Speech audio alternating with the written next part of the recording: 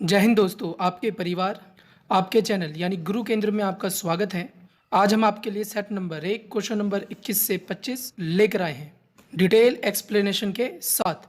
याद रखें दोस्तों, अभी तो इस बाज की असली उड़ान बाकी है, अभी तो इस परिंदे की इम्तिहान बाकी है। अरे अभी अभी तो मैंने लांगा है समुद्रों को, अभी तो पूरा आसमान बाकी है। तो वही मेहनत, वही जुनून, वही हौसला लेकर शुरू करते हैं आज का पहला क्वेश्चन। बीसीजी का उपयोग किसकी रोकथाम के लिए किया जाता है? ऑप्शन है डेंगू, प्लेग, तपेदिक और टाइफाइड। तो इसका सही आंसर जो है वह है सी यानी कि तपेदिक, जिसे टीबी या फिर ट्यूबरक्लोसिस के नाम से भी जाना जाता है। बात करें बीसीजी की, तो बीसीजी का जो फुल फॉर्म है वह आपको ध्यान रखना है, जिसे बैसिलस कॉलमेट ग्यूरीन कहते हैं। और इसमें जो कॉलमेट शब्द आप देख रहे हैं वही बीसीजी के टीके के क्या हैं? जनक है। यानी बीसीजी का टीका किसने बनाया था? तो कॉलमेट ने बनाया था। और बीसीजी को ही ट्रिपल एंटीजन के नाम से भी जाना जाता है, जो कि जन्म के 72 घंटे बाद शिशु को लगाया जाता है। और ये जो रोग है यह श्वसन तंत्र को प्रभावित करता है, यानी इसका प्रभावी अंग जो है वह श्वसन तंत्र होगा। अब यहाँ ट्रिपल एंटीजन की बात करें तो ट्रिपल एंटीजन इसे क्यों कहा जा रहा है? क्योंकि यह 3 रोगों से आपकी सुरक्षा प्रदान करता है, जिसमें सबसे पहले आएगा डिप्थीरिया, जिसे हिंदी में रोहिणी रोग कहते हैं।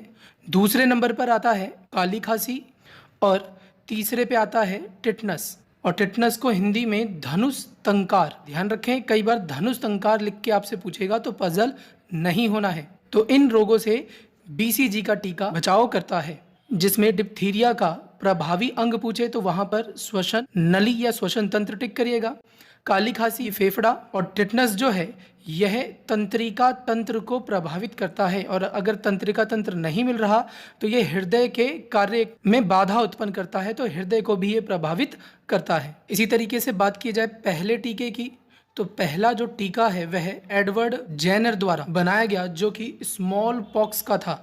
स्मॉल पॉक्स यानी कि चेचक, जिसे छोटी माता के नाम से भी जाना जाता है। ये विषाणु जनित रोग है, वायरस से होता है। कौन सा वायरस? तो वेरीवेला वायरस पाया जाता है। इसी तरीके से चिकन पॉक्स की अगर बात की जाए तो चिकन पॉक्स जो है वेरिसेला वायरस के द्वारा होता है। इसी तरीके से हैजा के टीके का पूछा जाए तो हैजा के टीके की जो खोज है वह रॉबर्ट कॉच ने की है, जो कि दूषित जल और दूषित भोजन के कारण होता है। और यहाँ जो टाइफाइड ऑप्शन दिया हुआ है यह भी दूषित जल और दूषित भोजन के कारण होता है, जो कि एक जीवाणु जनित रोग है। इसी प्रकार पोलियो के टीके की खोज जॉन साल्क ने की थी। तो ये कुछ इंपॉर्टेंट टीके हैं जो आपको जरूर पता होने चाहिए। और इन टीकों को भारत सरकार शिशुओं को फ्री में इंद्रधनुष योजना के तहत देती है। तो अगर आपसे पूछे इंद्रधनुष योजना किससे संबंधित है, तो बच्चों को दिए गए टीके से। इसी प्रकार प्लेग जो है वह भी जीवाणु जनित रोग है और यह चूहे के द्वारा फैलता है। और डेंगू जो है यह मादा मच्छर के द्वारा फैलता है। नाम आप जरूर ध्यान रखें, एंडीज मच्छर, जो कि रुके हुए पानी में पाया जाता है, जिसे चिता मच्छर के नाम से भी जाना जाता है। और यह डेंगू, चिकनगुनिया, पीत ज्वार और लास्ट टाइम जो आपके पेपर में आया था जीका वायरस, ये भी आपको ध्यान रखना है, ये डेंगू यानी कि एंडीज मच्छर से संबंधित है। और जब डेंगू होता है तो हमारे शरीर में प्लेटलेट्स की कमी हो जाती है, जिसका सीधा असर हमारे अस्थियों पर पड़ता है। तो अस्थि ज्वार या हड्डियों का बुखार अगर आपसे पूछे तो वो भी एंडीज मच्छर के कारण ही होता है। इसकी रोकथाम के लिए पीसीएम यानी पैरासीटामोल की गोली दी जाती है। तो ये कुछ इंपॉर्टेंट क्वेश्चन थे जिसे आप कॉपी में जरूर नोट करें। नेक्स्ट क्वेश्चन करते हैं। पीतल में शामिल है, पीतल जिसे ब्रास भी कहा जाता है, यह किससे बना है? तो ऑप्शन दिए हैं कॉपर और निकल, कॉपर और सिल्वर, कॉपर और जिंक और कॉपर और टिन। तो इसका सही आंसर जो है वह सी यानी कॉपर और जिंक के मिश्रण से पीतल यानी ब्रास बनता है, जिसमें जिंक जो है यह कठोरता उत्पन्न करता है। तो अगर आपसे पूछे कि पीतल में कठोरता किसके कारण बनती है, तो जिंक की मात्रा के कारण। इसी प्रकार कॉपर और टिन की बात करें तो इससे कांस्य यानी कि ब्रोंज बनता है।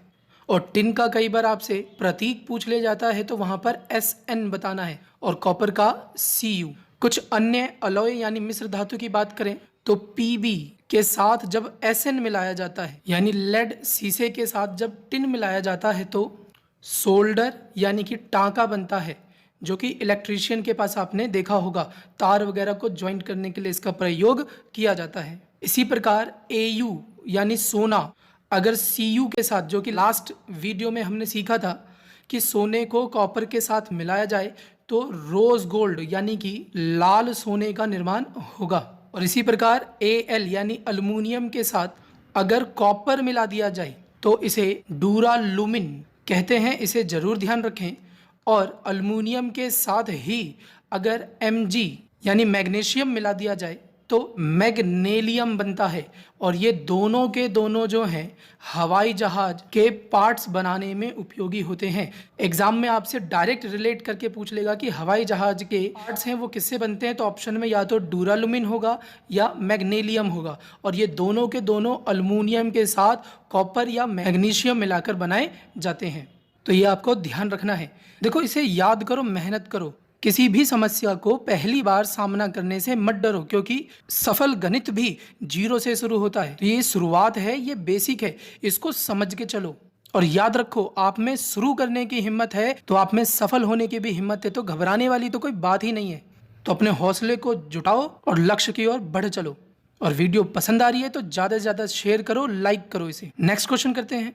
लेड पेंसिल बनाने में प्रयोग होने वाला पदार्थ कौन सा है? ऑप्शन है कार्बन, कोयला, ग्रेफाइट और अभ्रक। तो इस क्वेश्चन को समझने के लिए सबसे पहले तो हमें यह समझना पड़ेगा कि कार्बन के अपरूप कौन कौन से हैं। तो कार्बन के अपरूपों को दो भागों में डिवाइड किया जाता है, जिसमें एक को क्रिस्टलीय और दूसरे को अक्रिस्टलीय के रूप में विभाजित करते हैं। क्रिस्टलीय मतलब जो क्रिस्टल के रूप में हो, जैसे चीनी के दाने आपने देखे हैं वैसे ही, जिसमें हीरा, ग्रेफाइट, फुलरेन और ग्रेफिन आते हैं। और अक्रिस्टलीय की बात करें तो उसमें कोयला। तो ये कुछ कार्बन के अपरूप है जिनके बारे में बेसिक नॉलेज आपको होनी चाहिए। बात करें हीरे की, तो हीरा जो है विद्युत का कुचालक होता है। कुचालक मतलब बैड कंडक्टर, इसमें से इलेक्ट्रिसिटी पास नहीं होती। और ग्रेफाइट की बात करें तो ग्रेफाइट विद्युत का सुचालक होता है, यानी गुड कंडक्टर होता है। और अगर ग्रेफाइट सुचालक हुआ तो जरूर इसका विद्युत के क्षेत्र में प्रयोग होगा। तो कई बार आपसे पूछा जाता है शुष्क सेल यानी ड्राई सेल जो है उसमें किसका प्रयोग होता है, तो ग्रेफाइट का। इसी प्रकार पेंसिल की नोक में किसका प्रयोग होगा, तो ग्रेफाइट का। और नाभिकीय संयंत्र यानी कि परमाणु रिएक्टर में मंदक के रूप में किसका प्रयोग किया जाता है, तो सेम ग्रेफाइट आंसर बताना है। तो यहाँ से हमने अपने क्वेश्चन का आंसर सीख लिया कि लेड यानी पेंसिल बनाने में प्रयोग होने वाला पदार्थ कौन सा है, तो सी यानी कि ग्रेफाइट। इसी प्रकार हीरे की बात करें तो हीरा जो है विद्युत का कुचालक हो गया और इसका प्रयोग कांच काटने में किया जाता है। और हीरा, कटा हुआ हीरा या टूटा हुआ हीरा पूर्ण आंतरिक परावर्तन के कारण चमकता है। साथ ही साथ इसका अपवर्तनांक भी ध्यान रखें, वह 2.42 होता है। तो अगर एग्जाम में आपसे पूछे कि हीरे का अपवर्तनांक कितना होगा, तो 2.42, यानी प्रकाश जब हीरे में प्रवेश करती है तो वह 2.42 का कोण बनाकर झुक जाती है, जिसे अपवर्तनांक कहते हैं। जिसका कई बार आपने एग्जाम्पल पेपर में देखा होगा कि तारों का टिमटिमाना किसका उदाहरण है, तो अपवर्तनांक का। या फिर जल में, पानी में पेंसिल का टेढ़ा दिखना भी किसका एग्जाम्पल है, तो अपवर्तनांक का। आगे बात करें फुलेरिन की, तो इसका खोज ध्यान रखें। इसकी खोज जो है वह बकमिस्टर ने की थी, जो कि दवाई बनाने और प्राकृतिक गैस के शुद्धिकरण में किया जाता है। इसी प्रकार ग्रेफीन की बात करें तो ग्रेफीन की खोज जो है बोहेम ने की, जो कि एक क्रांति साबित हुई थी। आज जो आपके हाथ में टच फ़ोन है या जो भी आप टच स्क्रीन यूज़ करते हैं वह ग्रेफीन से ही बनाया जाता है, चाहे वो फ़ोन हो, एलसीडी हो, एलईडी हो, ये सभी ग्रेफीन के द्वारा ही निर्मित होते हैं। अक्रिस्टलीय में कोयले की बात करें तो कोयला वैसे तो 4 प्रकार का होता है, लेकिन आपको 2 जरूर ध्यान रखने हैं। एक उच्च किस्म का कोयला यानी सबसे अच्छा कोयला जो होता है वह एंथ्रासाइट, और निम्न यानी कि सबसे सामान्य कोयला जो होता है वो होता है पीट। तो ये इंपॉर्टेंट क्वेश्चन आपको जरूर ध्यान रखने हैं। नेक्स्ट क्वेश्चन करते हैं। निम्न में से बायोगैस का प्रमुख घटक है, ऑप्शन है हीलियम, नाइट्रोजन, ऑक्सीजन और मीथेन। तो इसका सही आंसर जो है वह डी यानी कि मीथेन। बायोगैस जिसे जलाने पर ऊर्जा व ताप मिलता है और यह पर्यावरण के प्रिय होते हैं। इसके मुख्य घटक की अगर बात की जाए तो बायोगैस का जो मुख्य घटक होता है वह हाइड्रोकार्बन होता है और मीथेन जो है वो हाइड्रोकार्बन का ही एक उदाहरण है, जिसका फॉर्मूला अगर आपसे पूछा जाए तो CH4, जिसे प्राकृतिक गैस, मार्स गैस, पत्तियों के सड़ने से आग लगने का जो कारण होता है वह मीथेन ही होता है, यानी पत्तियों के सड़ने से जो गैस निकलती है वह मीथेन। इसी तरीके से गोबर गैस, कोयलों की खदानों में आग लगने का कारण भी मीथेन ही है। इसी प्रकार ऑक्सीजन, जिसे प्राण वायु के नाम से भी जाना जाता है, की खोज पूछे आपसे तो प्रिस्टले ने की थी, लास्ट क्लास में हमने सीखा था इसे। और हीलियम की बात करें तो हीलियम की खोज समझने से पहले यह जानना जरूरी है कि सूर्य में सबसे अधिक मात्रा में कौन सी गैस पाई जाती है।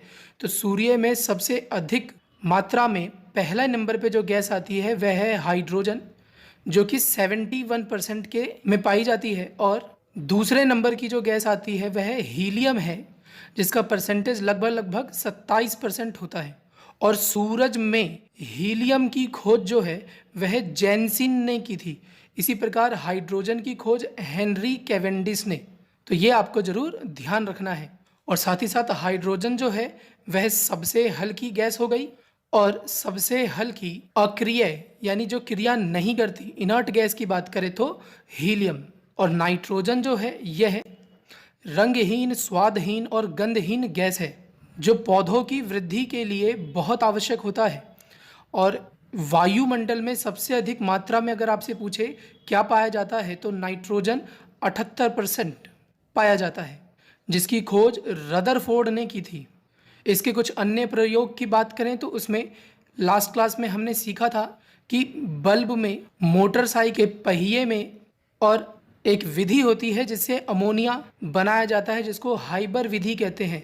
और हाइबर विधि के द्वारा नाइट्रोजन से अमोनिया बनाने में भी इसका प्रयोग किया जाता है। तो इसमें कोई डाउट नहीं होना चाहिए। नेक्स्ट क्वेश्चन करते हैं। मेंडलीव की आवर्त सारणी किस पर आधारित है? तो इसमें 4 चीजें हैं जो इंपॉर्टेंट आपको ध्यान रखने हैं। सबसे पहले तो त्रिक सिद्धांत, फिर अष्टक सिद्धांत, इसके बाद परमाणु भार के आधार पर, और अंत में जो आता है वह परमाणु क्रमांक के आधार पर। इन चारों में सबसे पहले त्रिक सिद्धांत की बात करें, त्रिक सिद्धांत पर डोबे राइनर ने आवर्त सारणी का निर्माण किया था। और अष्टक सिद्धांत पे बात करें तो ऑक्टेव ने।